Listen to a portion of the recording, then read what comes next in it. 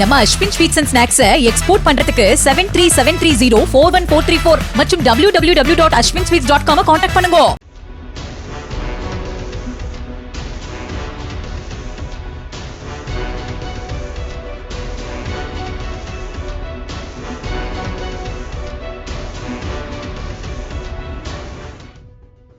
ஈரோடு மாவட்டம் பவானி வர்ணபுரம் 4வது வீதியை சேர்ந்தவர்கள் நாகராஜ் விஜயா தம்பதியினர். இவர்களுக்கு ஒரு மகன் ஒரு மகள் உள்ளனர். நாகராஜ் பவானி போலீஸ் குடியிருப்பு அருகே உள்ள வெல்டிங் பட்டறையில் வேலை பார்த்து வந்துள்ளார். விஜயா வீட்டிலேயே டெய்லர் வேலை பார்த்து வந்துள்ளார். கடந்த திங்கட்கிழமையன்று விஜயாவின் கணவர் வேலைக்கும் மகனும் மகளும் பள்ளிக்கும் சென்றதால் விஜயா மட்டும் வீட்டில் தனியாக இருந்துள்ளார். விஜயாவின் உறவினர் பெண் ஒருவர் விஜயாவிடம் துணி தைக்க கொடுத்திருந்ததால் அதனை வாங்குவதற்காக போனில் அழைத்த போது விஜயா போனை எடுக்கவில்லை. இதனால் அந்த பெண் தனது கணவர் கிருஷ்ணனிடம் விஜயாவின் வீட்டிற்கு சென்று துணியை வாங்குமாறு கூறியுள்ளார். கிருஷ்ணனும் மாலை 5 மணிக்கு விஜயாவின் வீட்டிற்கு சென்றுள்ளார். அப்போது வீடு திறந்த நிலையில் இருந்துள்ளது. வீட்டிற்கு உள்ளே சென்று பார்த்தபோது சமையலறையில் விஜயா இரத்த வெள்ளத்தில் அலங்கோலமாக இருந்து கிடந்துள்ளார். இதனை பார்த்து நடுநடுங்கி போன கிருஷ்ணன் அலறி துடித்துள்ளார். பின்னர் கிருஷ்ணன் பவானி போலீசாருக்கு தகவல் தெரிவித்துள்ளார். சம்பவ இடத்திற்கு மோப்பனாய் கைரேகை நிபுணர்களோடு சென்ற போலீசார் வழக்கு பதிவு செய்து தடயங்களை சேகரிக்கும் முயற்சியில் ஈடுபட்டனர். முதலில் போலீசார் இந்த கொலை திருட்டிற்காக நடந்ததா என போலீசார் வீட்டை சோதனை செய்த போது பீரோவில் இருந்த 10,000 ரூபாய் பணம், கழுத்தில் அணிந்திருந்த நகை எதுவும் திருடு போகவில்லை என போலீசார் கண்டறிந்தனர். இதனால் இந்த கொலை திருட்டிற்காக நடக்கவில்லை என போலீசார் முடிவுக்கு வந்தனர்.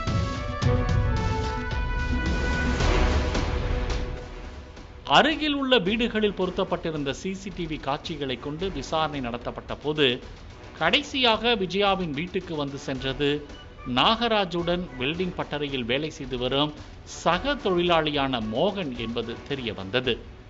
போலீசார் விஜயாவின் போன் கால் ஹிஸ்டரியை எடுத்த போது மதியம் மோகன் விஜயாவிற்கு போன் செய்ததும் தெரிய வந்துள்ளது. உடனே போலீசார் மோகனின் எண்ணிற்கு கால் செய்த போது மோகன் வேலை பார்க்கும் பட்டறையின் உரிமையாளர் போனை எடுத்து பேசியுள்ளார். அப்போது போலீசார் மோகனை அங்கேயே வைத்திருக்குமாறு கூறி வெல்டிங் பட்டறைக்கு சென்றனர். பின்னர் மோகனை போலீசார் பிடித்து விசாரித்த போது பல திடுக்கிடும் தகவல்கள் வெளியே வந்தன. பவானியை அடுத்த பெரிய மோளபாளையத்தை சேர்ந்த 54 வயதான மோகன் விஜயாவின் கணவர் நாகராஜ் வேலை பார்க்கும் அதே பட்டறையில் வேலை பார்த்து வந்துள்ளார். மோகன் தனது மனைவி மகள்களின் துணிகளை விஜயாவிடம் தைக்க கொடுப்பது வழக்கம். இதனால் விஜயாவின் வீட்டிற்கு அடிக்கடி வந்து சென்ற போது இருவருக்கும் இடையே பழக்கம் ஏற்பட்டுள்ளது.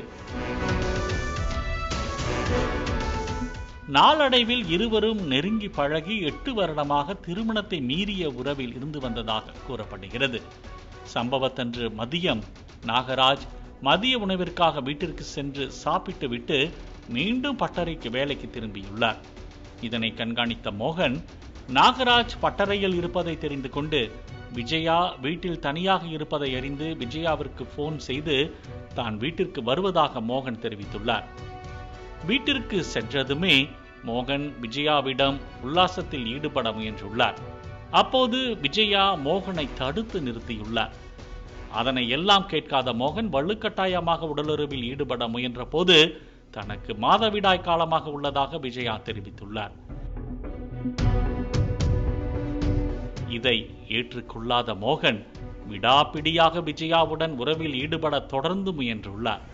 அப்போது ஆத்திரமடைந்த விஜயா அருகில் இருந்த சமையல் கரண்டியால் மோகனை அடித்ததோடு மிளகாய்த்தூள் பாக்கெட்டை எடுத்து வீசியுள்ளார்.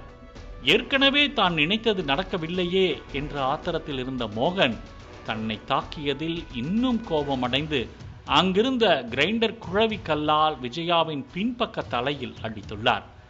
இதில் பலத்த காயமடைந்த விஜயா தன்னை கொலை செய்வதாகவும் தன்னை யாராவது காப்பாற்றுமாறும் கத்தி கூச்சலிட்டுள்ளார். இதனால் பயந்து போன மோகன் உடனே மீண்டும் விஜயாவின் தலையில் குழவி கல்லால் பலமாக தாக்கியுள்ளார். இதனால் நிலை குலைந்து விழுந்த விஜயா இரத்த வெள்ளத்தில் துடிதுடித்து பரிதாபமாக உயிரிழந்தார். விஜயா இறந்ததை உறுதி செய்த மோகன் பின்னர் வீட்டிற்கு வெளியே வந்து யாரேனும் இருக்கிறார்களா என சுற்றி நோட்டமிட்டுள்ளார். பின்னர் மீண்டும் வீட்டிற்குள் சென்ற மோகன் இரத்தக்கரை படிந்த கை மற்றும் சட்டையை தண்ணீரில் கழுவி விட்டு நைசாக விஜயாவின் வீட்டை விட்டு வெளியேறியுள்ளார். பின்னர் பட்டறைக்கு வேலைக்கு சென்ற மோகன் எதுவுமே நடக்காதது போல தனது வேலையை பார்த்து வந்தது தெரிய வந்துள்ளது. மோகன் அளித்த வாக்குமூலத்தை தொடர்ந்து போலீசார் அவரை கைது செய்தனர். கைதான மோகனுக்கு திருமணமாகி மனைவி மற்றும் 2 மகள்கள் உள்ளது குறிப்பிடத்தக்கது. தீராத மோகத்தால் வெறி செயலில் ஈடுபட்ட வெல்டிங் தொழிலாளி தற்போது கம்பி எண்ணி வருகிறார்.